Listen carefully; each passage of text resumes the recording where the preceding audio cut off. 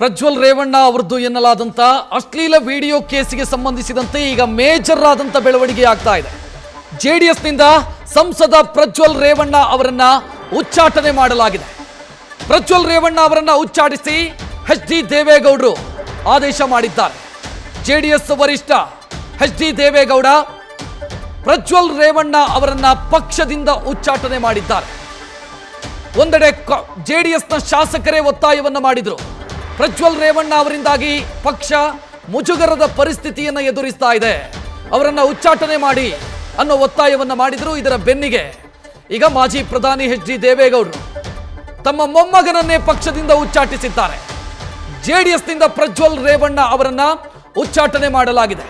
ಇಬ್ಬರು ಶಾಸಕರು, ಜೆಡಿಎಸ್ನ ಇಬ್ಬರು ಶಾಸಕರು ಈ ಒತ್ತಾಯವನ್ನ ಮಾಡಿದ್ರು. ಒಬ್ರು ನಾಗನಗೌಡ ಕಂದಕೂರ್, ಮತ್ತೊಬ್ಬರು ಮುಳಬಾಗಿಲಿನ ಸಮೃದ್ಧಿ ಮಂಜುನಾಥ್. ಇಬ್ಬರು ಕೂಡ ತಮ್ಮ ಅಭಿಪ್ರಾಯವನ್ನ ನೇರವಾಗಿ ವ್ಯಕ್ತಪಡಿಸಿದ್ರು. ಪಕ್ಷ ಮುಜುಗರದ ಸನ್ನಿವೇಶವನ್ನ ಎದುರಿಸ್ತಾ ಇದೆ, ಪ್ರಜ್ವಲ್ ರೇವಣ್ಣ ಅವರನ್ನ ಪಕ್ಷದಿಂದ ಉಚ್ಚಾಟನೆ ಮಾಡಲೇಬೇಕಾಗಿದೆ, ಇಲ್ಲ ಅಂತಾದ್ರೆ ನಮಗೆ ಜನರಿಗೆ ಮುಖ ತೋರಿಸೋದಕ್ಕಾಗಲ್ಲ ಅಂತ ಸಮೃದ್ಧಿ ಮಂಜುನಾಥ್ ಬಹಳ ಖಾರವಾಗಿ ಸೋಷಿಯಲ್ ಮೀಡಿಯಾದಲ್ಲಿ ತಮ್ಮ ಅಭಿಪ್ರಾಯವನ್ನು ವ್ಯಕ್ತಪಡಿಸಿದ್ರು.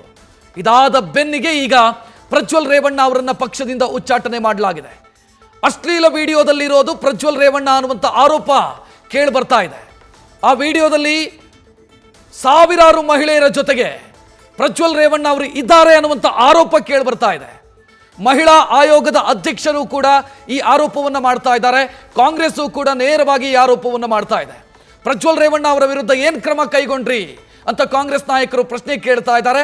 ಇದರ ಬೆನ್ನಿಗೆ ಮುಜುಗರದಿಂದ ತಪ್ಪಿಸಿಕೊಳ್ಳೋದಕ್ಕೆ ದೇವೇಗೌಡರು ಪ್ರಜ್ವಲ್ ರೇವಣ್ಣ ಅವರನ್ನ ಪಕ್ಷದಿಂದ ಉಚ್ಚಾಟಿಸಿದ್ದಾರೆ ಅನ್ನೋ ಡೀಟೇಲ್ ಈಗ ಲಭ್ಯ ಆಗ್ತಾ ಇದೆ. ಪ್ರಜ್ವಲ್ ರೇವಣ್ಣ ಸದ್ಯ ವಿದೇಶದಲ್ಲಿದ್ದಾರೆ. ಮೊನ್ನೆ ಎಲೆಕ್ಷನ್ ಫೇಸ್ ಮಾಡಿ ಆ ನಂತರ ವಿದೇಶಕ್ಕೆ ಹೋಗಿದ್ದಾರೆ. ಸದ್ಯ ಪ್ರಜ್ವಲ್ ರೇವಣ್ಣ ಅವರನ್ನ ಜೆಡಿಎಸ್ನಿಂದ ಉಚ್ಚಾಟನೆ ಮಾಡಲಾಗಿದೆ. ಪ್ರಮುಖ ನಿರ್ಧಾರವನ್ನ ಎಚ್.ಡಿ. ದೇವೇಗೌಡ ಅವರು ತೆಗೆದುಕೊಂಡಿದ್ದಾರೆ. ಜೆಡಿಎಸ್ನಿಂದ ಪ್ರಜ್ವಲ್ ರೇವಣ್ಣ ಉಚ್ಚಾಟನೆಯಾಗಿದ್ದಾರೆ.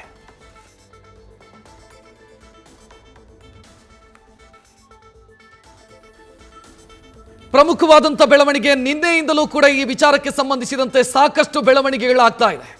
ಒಂದೆಡೆ ಈ ಅಶ್ಲೀಲ ವಿಡಿಯೋಗಳು ಹರಿದಾಡ್ತಾ ಇದ್ದಾವೆ, ಮತ್ತೊಂದೆಡೆ ಮಹಿಳಾ ಆಯೋಗಕ್ಕೆ ದೂರು ಸಲ್ಲಿಕೆಯಾಗಿದೆ.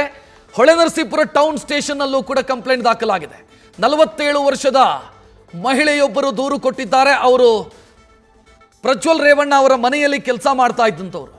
ಆ ದೂರಿನ ಪ್ರಕಾರ ಪ್ರಜ್ವಲ್ ರೇವಣ್ಣ ಮತ್ತು ಎಚ್.ಡಿ. ರೇವಣ್ಣ ಇಬ್ಬರ ವಿರುದ್ಧವೂ ಕೂಡ ಲೈಂಗಿಕ ದೌರ್ಜನ್ಯದ ಆರೋಪವನ್ನು ಆ ಮಹಿಳೆ ಮಾಡಿದ್ದಾರೆ. ಆ ಕೇಸ್ನಲ್ಲಿ A1 H D. Revanna, A2 accused number 2 Prajwal Revanna. ಈಗ ಪ್ರಜ್ವಲ್ ರೇವಣ್ಣ ಅವರ ವಿರುದ್ಧ ಜಾತ್ಯತೀತ ಜನತಾದಳ ಕ್ರಮ ಕೈಗೊಂಡಿದೆ. ಪ್ರಜ್ವಲ್ ರೇವಣ್ಣ ಅವರನ್ನ ಪಕ್ಷದಿಂದ ಉಚ್ಚಾಟನೆ ಮಾಡಿದೆ. ಸ್ವತಃ ಎಚ್.ಡಿ. ದೇವೇಗೌಡರು ತಮ್ಮ ಮೊಮ್ಮಗನನ್ನ ಪಕ್ಷದಿಂದ ಉಚ್ಚಾಟಿಸಿದ್ದಾರೆ.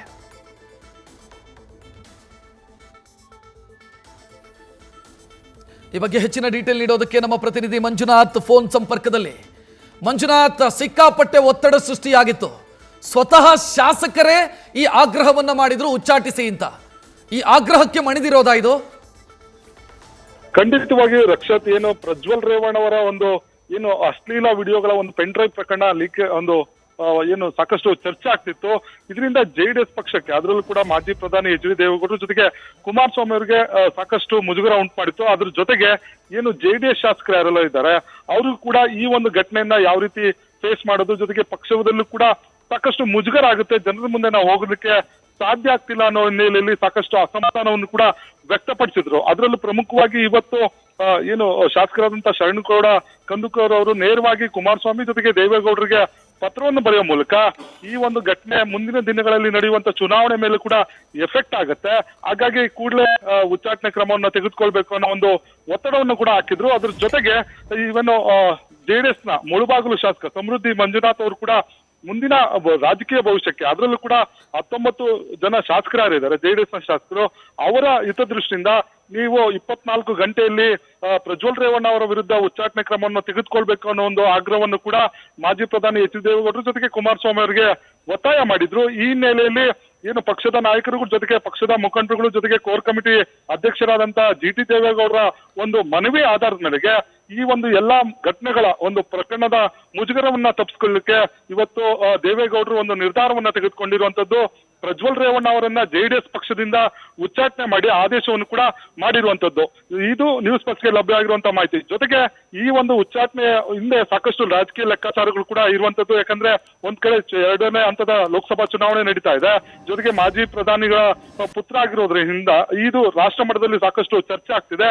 ಅದಲ್ಲದೆ ಏನು ರಾಜ್ಯದಲ್ಲಿ JDS ಪಕ್ಷದ ಶಾಸಕರನ್ನ ಆಪರೇಷನ್ ಮಾಡ್ಲಿಕ್ಕೆ ಕಾಂಗ್ರೆಸ್ ನಾಯಕರು ಕೂಡ ಸಾಕಷ್ಟು ಹಿಂದೆ ಕೂಡ ಚಾಲ್ತಿಯಲ್ಲಿತ್ತು.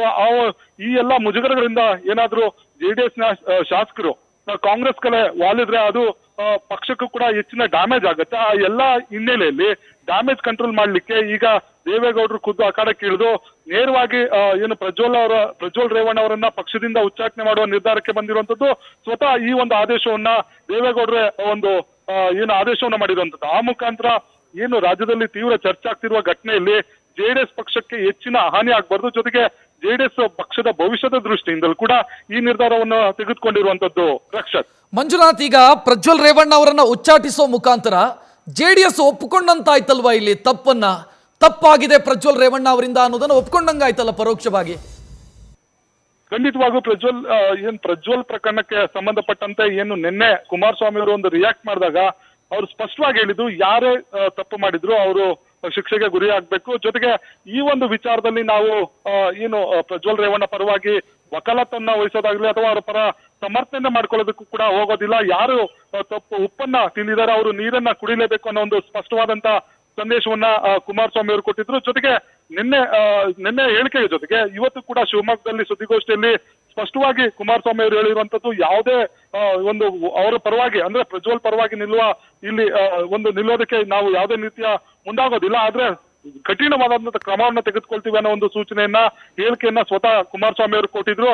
ಈ ಒಂದು ಪ್ರಕರಣದ ಹಿನ್ನೆಲೆಯಲ್ಲಿ ಸಾಕಷ್ಟು ದೇವೇಗೌಡರ ಕುಟುಂಬ ಜೊತೆಗೆ ಕುಮಾರಸ್ವಾಮಿ ಅವರ ಕುಟುಂಬ ಸಾಕಷ್ಟು ಮುಜುಗರಕ್ಕೆ ಒಳಗಾಗಿತ್ತು. ಅಲ್ಲದೆ ಪಕ್ಷದ ಕಾರ್ಯಕರ್ತರಾಗಿರ್ಬೋದು, ಮುಖಂಡರಾಗಿರ್ಬೋದು, ಶಾಸಕರು ಕೂಡ ಈ ಒಂದು ಘಟನೆಯನ್ನ ಸಾಕಷ್ಟು ಡ್ಯಾಮೇಜ್ ಆಗುವಂತಹ ಸನ್ನಿವೇಶಗಳು ಕೂಡ ಎದುರಾಗಿತ್ತು. ಯಾಕಂದ್ರೆ ಇಷ್ಟು ಮಹಿಳೆಯರ ಜೊತೆ ಈ ರೀತಿಯ ಒಂದು ದೌರ್ಜನ್ಯದ ಒಂದು ಘಟನೆಗಳು ಮಾಡಿರೋದ್ರಿಂದ ಮುಂದಿನ ರಾಜಕೀಯ ಒಂದು ಸನ್ನಿವೇಶಗಳು ಕೂಡ ಬದಲಾಗುತ್ತೆ. ಪಕ್ಷದ ಭವಿಷ್ಯ ಕೂಡ ಕುತ್ತು ಬರುತ್ತೆ. ಈ ಹಿನ್ನೆಲೆಯಲ್ಲಿ ಕುಮಾರಸ್ವಾಮಿ ಅವರು ತಮ್ಮ ಪಕ್ಷದ ಮುಜುಗರವನ್ನ ಅಂದ್ರೆ ಕುಟುಂಬದ ಮುಜುಗರವನ್ನ ತಪ್ಪಿಸ್ಕೊಳ್ಳೋದ್ರ ಜೊತೆಗೆ ಪಕ್ಷದ ಹಿತದೃಷ್ಟಿಯಿಂದ ಸೂಕ್ತವಾದಂತ ನಿರ್ಧಾರವನ್ನ ತೆಗೆದುಕೊಳ್ಬೇಕು ಅನ್ನೋದು ಎಲ್ಲ ಒಂದು ಕಾರ್ಯಕರ್ತರ ಆಗ್ರಹ ಕೂಡ ಆಗಿತ್ತು. ಈ ಎಲ್ಲ ಹಿನ್ನೆಲೆಯಲ್ಲಿ ಇವತ್ತು ದೇವೇಗೌಡರ ಜೊತೆ ಕುಮಾರಸ್ವಾಮಿ ಅವರು ಸ್ವತಃ ಚರ್ಚೆ ಮಾಡಿ ಇವತ್ತು ಈ ಒಂದು ಘಟನೆಯಿಂದ ಸಾಕಷ್ಟು ಡ್ಯಾಮೇಜ್ ಆಗ್ತಿದೆ. ಹಾಗಾಗಿ ಪ್ರಜ್ವಲ್ ರೇವಣ್ಣ ಅವರನ್ನ ಕೂಡಲೇ ಪಕ್ಷದಿಂದ ಉಚ್ಚಾಟನೆ ಮಾಡಬೇಕು, ಆ ನಿರ್ಧಾರವನ್ನ ನೀವೇ ತೆಗೆದುಕೊಳ್ಳಿ ಅನ್ನೋ ಒಂದು ಮಾತನ್ನ ಹೇಳಿರುವಂತದ್ದು. ಹೀಗಾಗಿ ಈ ಒಂದು ಎಲ್ಲಾ ಘಟನೆಗಳನ್ನ ಆಧರಿಸಿ ದೇವೇಗೌಡರು ಎಲ್ಲಾ ಮಾಹಿತಿಗಳನ್ನ ಸಂಗ್ರಹ ಮಾಡಿ ಈ ಒಂದು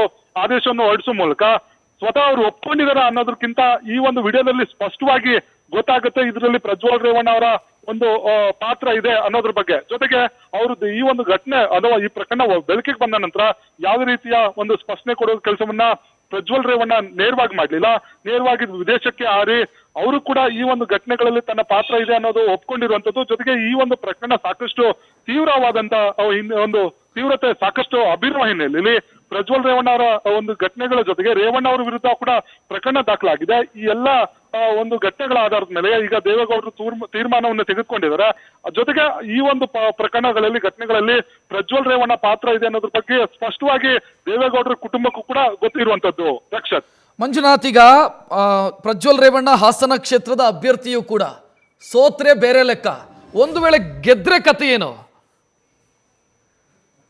ರಕ್ಷತ್, ಇಲ್ಲಿ ಈ ಒಂದು ವಿಚಾರಕ್ಕೆ ಸಂಬಂಧಪಟ್ಟಂತೆ ಯಾವತ್ತು ವಿಡಿಯೋ ವೈರಲ್ ಆಯ್ತು ಆ ಒಂದು ವಿಡಿಯೋ ವೈರಲ್ ಆದ ದಿನ ಕುಮಾರಸ್ವಾಮಿ ಅವರು ಹಾಸನಕ್ಕೆ ತೆರಳಿ ಪ್ರಚಾರವನ್ನ ಪ್ರಜ್ವಲ್ ಪರವಾಗಿ ಮಾಡಬೇಕಿತ್ತು. ಆದ್ರೆ ಈ ಒಂದು ವಿಡಿಯೋ ವೈರಲ್ ಆದ ತಕ್ಷಣ ಕುಮಾರಸ್ವಾಮಿ ಅವರು ಏನು ಹಾಸನ ಪ್ರವಾಸವನ್ನ ಮೊಟಕುಗೊಳಿಸಿದ್ರು.